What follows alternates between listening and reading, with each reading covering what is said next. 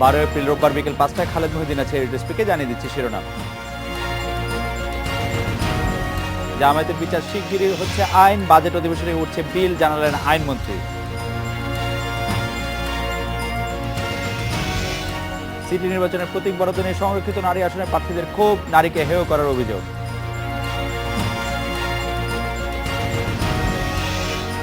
পাটের বস্তার ব্যবহার বাড়াতে কঠোর হচ্ছে সরকার, পলিথিনের ব্যবহার বন্ধে অভিযানে নামছে পাট ও বস্ত্র অধিদপ্তর। রাজনৈতিক অস্থিরতার কারণে জিডিপি প্রবৃদ্ধি কমার পূর্বাভাস বিশ্বব্যাংকের, প্রবৃদ্ধি হতে পারে 5.6%।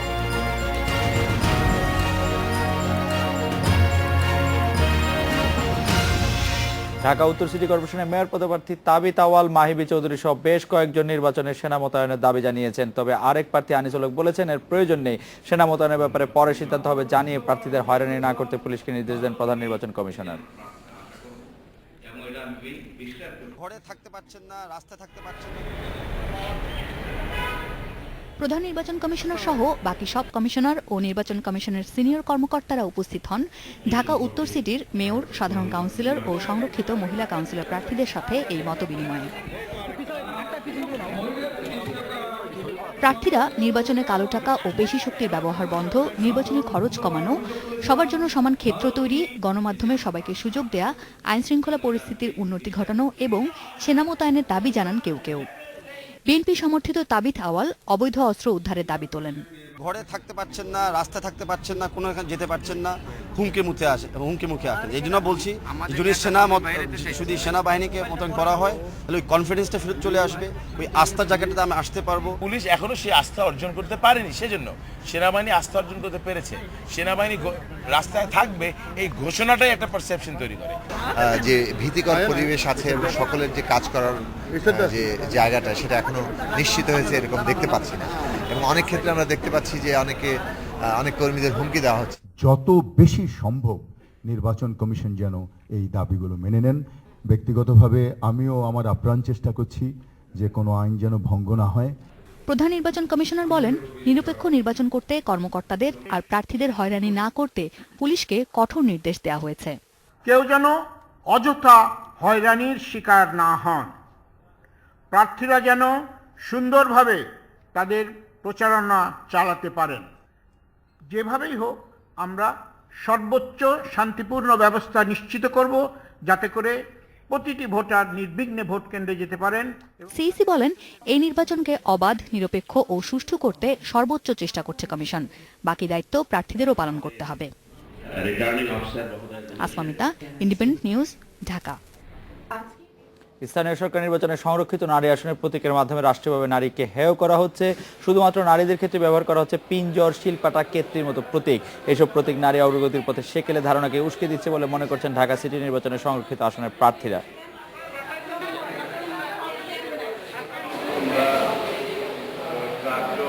মূলা, শিলপাটা, কেতলি, পানপাতা, পিঞ্জর, বয়াম সহ এ ধরনের 12টি প্রতীক নির্ধারণ করা হয়েছে সংরক্ষিত নারী আসনের জন্য।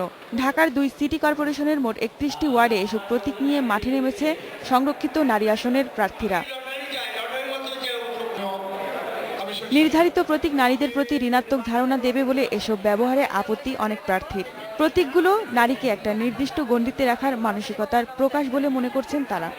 নির্বাচন হচ্ছে অবশ্যই এটা নারীর ক্ষমতায়নের বিষয়, কিন্তু তার প্রতীকের মধ্য দিয়ে কিন্তু সেই নারীকে আবার সেই ঘরোয়া কাজের মধ্যে ঢুকিয়ে রাখার প্রচেষ্টা বা চিন্তা তাদের মাথার মধ্যে আছে বলেই মনে হয়। নারীর অধিকার চাচ্ছি, সেই অধিকারটা তো আমাদেরকে দিল না, আমাদেরকে সেই নারী হিসাবে আমাদের প্রতীকগুলা দিল।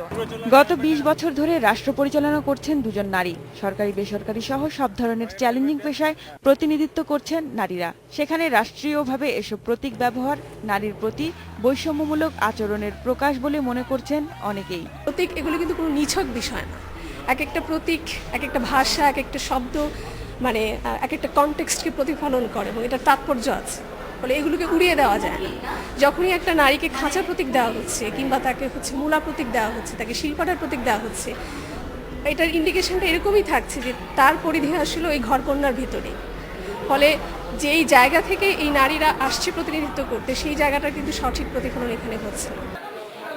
রিটার্নিং কর্মকর্তা জানান, আপত্তি এলে এসব নিয়ে নতুন করে ভাববে নির্বাচন কমিশন। আমাদের কিছু আধুনিক প্রতীকগুলি আমাদের ব্যবহার করতে হবে, যেই প্রতীকগুলি জনগণ বা জনসাধারণ সহজে বুঝতে পারবে এবং ভোটাররা চিনতে পারবে, সেই প্রতীকগুলির একটু সংস্কার করা প্রয়োজন। আমার মনে হয় নির্বাচন কমিশন সচিবালয় থেকে কিন্তু এইভাবে একটা উদ্যোগ গ্রহণ করা হবে। সংরক্ষিত ওয়ার্ডের পাশাপাশি সাধারণ ওয়ার্ডের অনেক প্রতীকই যুগোপযোগী নয় বলে মনে করেন অনেক প্রার্থী। খাদিজাতুল কুবরা, ইন্ডিপেন্ডেন্ট নিউজ, ঢাকা। ঢাকা দক্ষিণের সংরক্ষিত 5 আসনের কাউন্সিলর পদপ্রার্থী শম্পা বসু এবং চট্টগ্রামের সংরক্ষিত 9 নম্বর আসনের কাউন্সিলর প্রার্থী রেহানা বেগম আছেন আমাদের সঙ্গে। শম্পা বসু, সরাসরি নির্বাচনের মাধ্যমে সংরক্ষিত নারী আসনের কাউন্সিলরদের কার্যক্রম এখনো সুনির্দিষ্ট নয়, এই অবস্থা আপনি প্রার্থী হলেন কেন? কারণ সংরক্ষিত আসনের কাউন্সিলর নির্বাচিত হলে আপনি এলাকাবাসীর জন্য কি করতে পারবেন সেটাই যখন স্পষ্ট নয়, আপনি কাউন্সিলর কেন হতে চাচ্ছেন? শম্পা বসু। ইন্ডিপেন্ডেন্ট টিভির দর্শকদেরকে শুভেচ্ছা জানাই। আমি সংরক্ষিত 5 আসনে নির্বাচন করছি। এখানে 13, 19, 20 তিনটি ওয়ার্ড রয়েছে। তো এই এলাকাটা খুবই গুরুত্বপূর্ণ একটি এলাকা। প্রেস ক্লাব, সচিবালয়, অনেক গুরুত্বপূর্ণ প্রতিষ্ঠানগুলো এই এলাকাতে রয়েছে। তো আমরা দীর্ঘদিন ধরেই নারীদের নির্যাতনের বিরুদ্ধে, নারীর অধিকার এবং মর্যাদা প্রতিষ্ঠার লক্ষ্যে আন্দোলন করে আসছি। সেই আন্দোলনের অংশ হিসেবেই আমি এই নির্বাচনে অংশগ্রহণ করেছি। আমি মনে করি যে নির্বাচিত হওয়ার মধ্য দিয়ে, অর্থাৎ এই নারী কাউন্সিলর হওয়ার মধ্য দিয়ে দুইটি দিকে কাজ করার সুযোগ আছে। একটি হচ্ছে যে একটা তার আর্থিক দিক বা বাজেটের দিক আছে, আবার আরেকটি দিক আছে যে সামাজিক আন্দোলন গড়ে তোলার দিক। সেখানে একটা প্রশাসনে থেকেই সচেতনতামূলক সামাজিক আন্দোলন এই এলাকাবাসীকে সাথে নিয়ে গড়ে তোলা সম্ভব। আপনি মনে করছেন যে কাউন্সিলর পদে নির্বাচিত হলে আপনি এই সামাজিক কার্যক্রমগুলি, এই আন্দোলনগুলি এগিয়ে নিতে পারবেন? মানে এটি মনে করার পিছনে কি যুক্তি কাজ করছে? আমি যুক্তিটি স্পষ্ট হলাম না, কারণ কাউন্সিলর নির্বাচিত হলে আপনি কি কার্যক্রম করতে পারবেন আর কি করতে পারবেন না সেটিই যখন সুনির্দিষ্ট নয়, তখন কাউন্সিলর পদে নির্বাচিত হলে আপনি কিভাবে এই আন্দোলন এগিয়ে নিয়ে যাবেন সেটি আমি ঠিক বুঝতে পারছি না। আপনি কি অতীতের কোনো উদাহরণ দেখাতে পারবেন যে কাউন্সিলর নির্বাচিত হয়ে কোনো সংরক্ষিত সদস্য, নারী সদস্য এরকম কোনো কিছু করেছেন বা এর মাধ্যমে আপনি ইন্সপিরেশন পেয়েছেন? আমরা অতীতের অভিজ্ঞতা থেকে দেখেছি যে নারী কাউন্সিলরদের জন্য কিছু বাজেট বরাদ্দ থাকে, সেটা খুবই সামান্য, কিন্তু তারপরেও একটা বাজেট বরাদ্দ থাকে যেটা দিয়ে সে এলাকার কিছু উন্নয়নে ভূমিকা রাখতে পারে। আরেকটি বিষয় থাকে যেটা আমি সামাজিক আন্দোলনের কথা বলেছিলাম, যে সামাজিক কিছু কর্মকাণ্ড এখানে করাটা এলাকাবাসীকে সাথে নিয়ে, এটা অবশ্যই এলাকাবাসীকে সাথে নিয়ে করা সম্ভব হয়। এবং আমরা সেটা কিছু ক্ষেত্রে আমরা লক্ষ্য করেছি যে কিছু সাংস্কৃতিক আয়োজন বা কিছু শিশুদের বিকাশের জন্য কিছু আয়োজন তারা কিন্তু করার সুযোগ আছে। আপনি মনে করছেন করার সুযোগ আছে, অবশ্যই আপনাকে ধন্যবাদ। আমি রেহানা বেগমের কাছ থেকে জানতে চাইবো যে আপনি কাউন্সিলর হতে চাচ্ছেন কেন সংরক্ষিত আসনে? আপনি চট্টগ্রাম 9 নম্বর আসনে, চট্টগ্রাম থেকে সংরক্ষিত 9 নম্বর আসনে আপনি প্রতিদ্বন্দ্বিতা করছেন, আপনি কেন কাউন্সিলর হতে চান? রেহানা বেগম।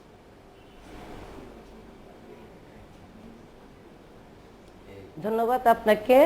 আমি 3বার নির্বাচিত হয়েছি। আমার এলাকাবাসী আমাকে সহযোগিতা করেছে নির্বাচিত হওয়ার জন্য। ওনাদের দোয়ায় এবং ভালোবাসায় আমি বিপুল ভোটে বিজয়ী হয়েছি। প্রথমেই আমাদের কিছু প্রতিবন্ধকতা ছিল, যে আমাদের অফিস ছিল না, আমরা সার্টিফিকেট দিতে পারতাম না, উন্নয়ন কর্মকাণ্ডে সম্পৃক্ত হতে পারতাম না, কোনো স্পেসিফিক কোনো বাজেট দেওয়া হতো না। আমরা আন্দোলনের মধ্য দিয়ে এই কাজগুলো অনেকটা আমরা অধিকার আদায় করেছি এবং মানুষের সেবা নিশ্চিত করেছি। আমাদের এলাকাবাসী, আমাদের যারা জনপ্রতিনিধি, তাদের অভিভাবক মনে করেন এবং যে কোনো সমস্যা, যেমন আমাদের গ্যাস সংকট, পানি সংকট, বিদ্যুৎ সংকট, এটা কিন্তু সিটি কর্পোরেশনের সাথে সরাসরি রিলেটেড না, তবুও কিন্তু ওনারা চলে আসেন। এরকম অনেক সংকট আমরা উত্তরণ ঘটাতে না পারলেও সেই ডিপার্টমেন্টগুলোকে সেবা খাত যেখান থেকে দেওয়া হয় সেবা, সেখানে কিন্তু আমরা প্রেশার ক্রিয়েট করে অনেক অধিকার আদায় করতে পেরেছি এবং মানুষের সেজন্য অনেক প্রত্যাশা বৃদ্ধি পেয়েছে। কিছু কিছু উন্নয়ন কর্মকাণ্ড করেছি, আবার কিছু করতে পারিনি, যেগুলো পারিনি সেগুলো যাতে আমরা করতে পারি সেজন্য আবার নির্বাচনে আমি দাঁড়িয়েছি এবং এটি আমার কাউন্সিলর নির্বাচন শেষ, কারণ এটাতে আমি যেন আরও কিছু অধিকার রয়ে গেছে এগুলো এস্টাবলিশ করতে পারি। পাশাপাশি যেমন বাল্যবিবাহ প্রতিরোধ, আমার এলাকা শুধু না, আমি এটা সূচনা করেছি, এটা বাল্যবিবাহ মুক্ত ওয়ার্ড করেছি, যৌতুক প্রতিরোধ, যেটা নারী নির্যাতন প্রতিরোধ, এই কাজগুলো করেছি, সামাজিক আন্দোলনে রূপ নিয়েছে এই বিষয়গুলো। রেহানা বেগম, আমি আপনাকে জানতে চাই যে যেসব প্রতীক সংরক্ষিত নারী আসনের কাউন্সিলর পদপ্রার্থীদের জন্য দেওয়া হচ্ছে সেসব নিয়ে আপনার কোনো ক্ষোভ আছে কিনা? আমরা বলছি যে প্রতীক বরাদ্দ নিয়ে সংরক্ষিত আসনের প্রার্থীদের ক্ষোভ রয়েছে। মূলা, শিলপাটা, কেটলি, পান পাতা, পিঞ্জর, বয়াম, এইসব প্রতীকগুলি আসলে নারীদের নির্দিষ্ট কিছু কাজের দিকে ঠেলে দেওয়ার মতটাই মনে করিয়ে দিচ্ছে কিনা? রেহানা বেগম। জি, আমি মনে করি এটা পুরুষতান্ত্রিক যে মনোভাব এবং যে নেতিবাচক দৃষ্টিভঙ্গি এবং নারীকে শুধু অন্দরমহলে রাখা এবং নারীকে যে আবু গারায়েব কারাগারে একসময় রাখা হয়েছিল সেদিকে কি ধাবিত করবে? কারণ গণতান্ত্রিক যে মন মানসিকতা, গণতন্ত্র মনস্ক যে মানুষ, উনি কিন্তু কখনো এরকম প্রতীক বরাদ্দ দিতে পারেন না। আর রাষ্ট্রের যে একটা গুরুত্বপূর্ণ অর্গান সেটা হলো নির্বাচন কমিশন এবং এটা একটা শক্তিশালী অর্গানাইজেশন এবং সুচিন্তিত প্রতীক যাতে বরাদ্দ হয় আমি আহ্বান জানাবো। কারণ নারীর ক্ষমতায়ন, যেখানে নারীকে ক্ষমতা কাঠামোতে যুক্ত করেছে, বর্তমানে বিশ্বের দরবারে নারীর ক্ষমতায়নের জন্য বাংলাদেশের ভাবমূর্তি উজ্জ্বল হয়েছে, সেখানে কেন এই ধরনের প্রতীক বরাদ্দ দিল? রেহানা বেগম, আপনাকে ধন্যবাদ। আমি একই প্রশ্ন সম্পাবসু আপনাকে করতে চাই, এই প্রতীকগুলো নিয়ে আপনার কোনো পর্যবেক্ষণ আছে কিনা যে প্রতীকগুলি আসলে সংরক্ষিত আসনের নারীদের জন্য দেওয়া হচ্ছে? অবশ্যই আছে, আমরা এটা প্রতিবাদ করেছি, ওখানেও আমরা নির্বাচন কমিশনে যখন আমাদের প্রতীক বরাদ্দ করা হয় তখনও আমরা প্রতিবাদ জানিয়েছি যে এই ধরনের যেই প্রতীক দেয়া হলো, এমনিতে একটা নির্বাচন মানে হচ্ছে নারীর ক্ষমতায়নের কথাই বলা হচ্ছে, এটা একটা কন্ট্রাডিক্টরি বিষয় হয়ে যাচ্ছে যে প্রতীকগুলো বরাদ্দ দেওয়া হচ্ছে, সেই প্রতীকগুলো কিন্তু নারীকে একটা নির্দিষ্ট কাজের দিকেই ঠেলে দেয়, তাকে ঘরোয়া কাজের দিকে ঠেলে দেয়। তার মানে নির্বাচন কমিশন কিন্তু এখনো পুরুষতান্ত্রিক মানসিকতায় বা চিন্তাটাই ধারণ করছে, তার প্রতীকের মধ্য দিয়ে এটাই প্রতিফলিত হয়। সম্পাবসু, রেহানা বেগম, আপনাদের ধন্যবাদ। এর স্পিকে একটি ছোট্ট বিরতি নিচ্ছি, ফিরছি ঠিক 40 সেকেন্ড পর।